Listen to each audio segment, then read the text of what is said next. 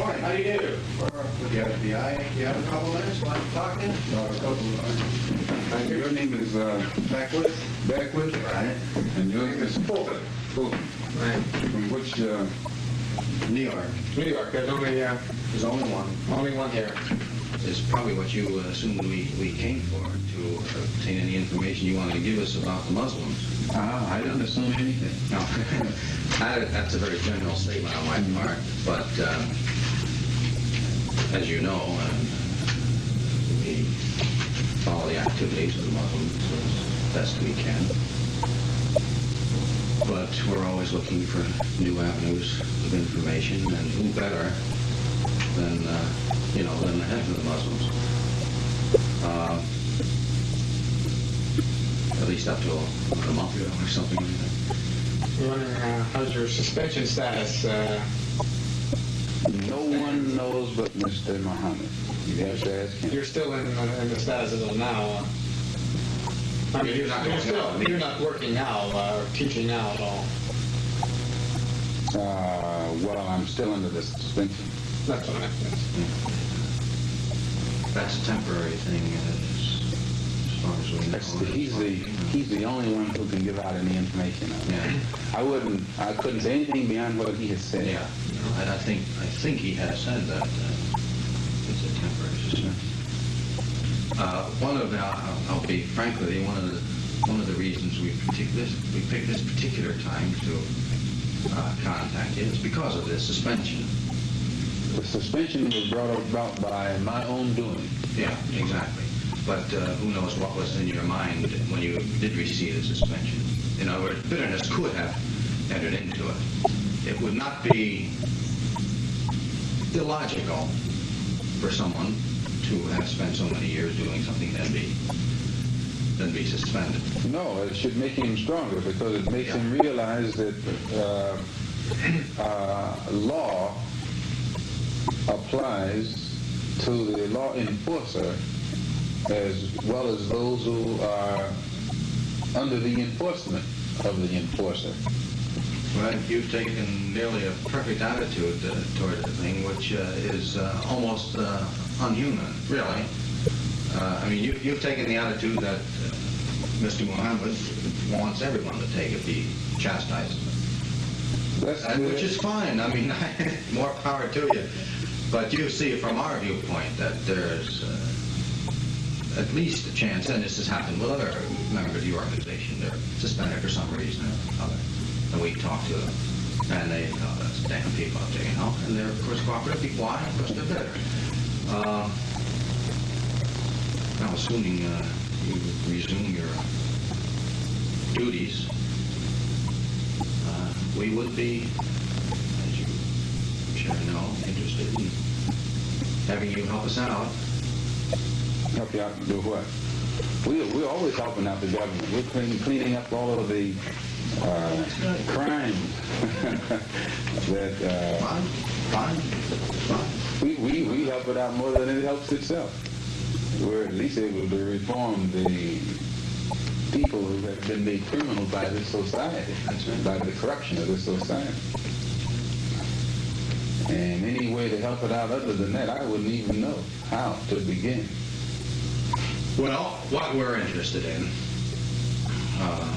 basically, are the people who belong, the names, the members. My telephone number is OL16320. Okay. OL 16320. Now, by this suggestion, Just like telling you the sun shines from the east. well, no comment. And the teachings, plans, the programs.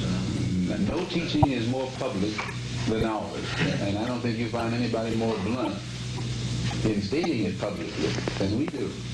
No, exactly.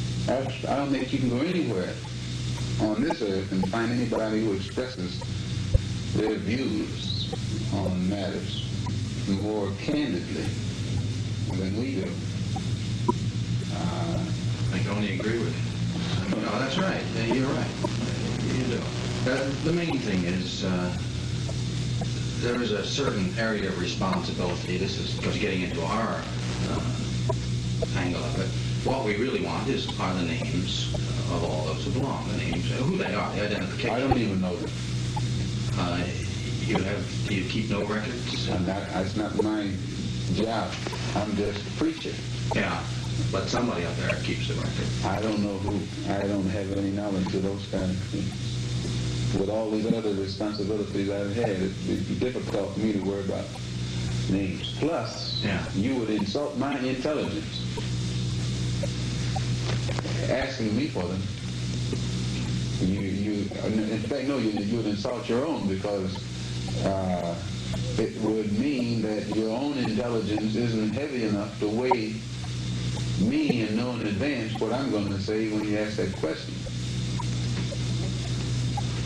Well, without getting into an argument on semantics there, you don't know until you ask. That's not semantics. That again goes into your psychology. We've had people, not this group in particular, other groups, oh yes, who have been just as vociferous against whatever we're investigating. Communists, make a good case out of it. Communists for 20 years, they hate everything. Go interview them. You don't want to. Go anyway. So you go and knock on the door and go, where have you been? Oh, I want to tell you something.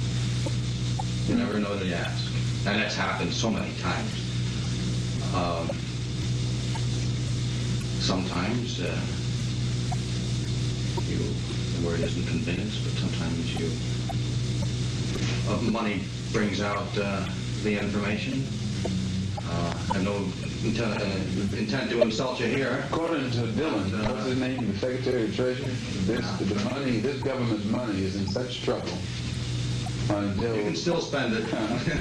Still, according to your government economists, the dollar itself is in such trouble, a person would be a fool to sell his soul for one of these decreasing dollars. Oh, yeah, I couldn't agree with you more. You'd be a fool to sell your soul if the dollar was increasing. This has nothing to do with selling your soul. I mean, if you look at it that way, okay. Yeah, but depends on how you look at it. Sure. You insult my intelligence when not only they insult me, period, if they think I would tell them anything. But it would be good, and I think in many ways it might be of some benefit to your organization. If in fact we can eliminate people. There's no government agency that can ever expect any information out of me that's in any way detrimental to any religious group or a black group, for that matter, in this country. No government agency. That's fine. Because they should use that same energy to go and find who bombed that church down there in Alabama. Well, and if these government agencies spending as much money and time and energy. You know what somebody in the South is saying today? Few people would go up north and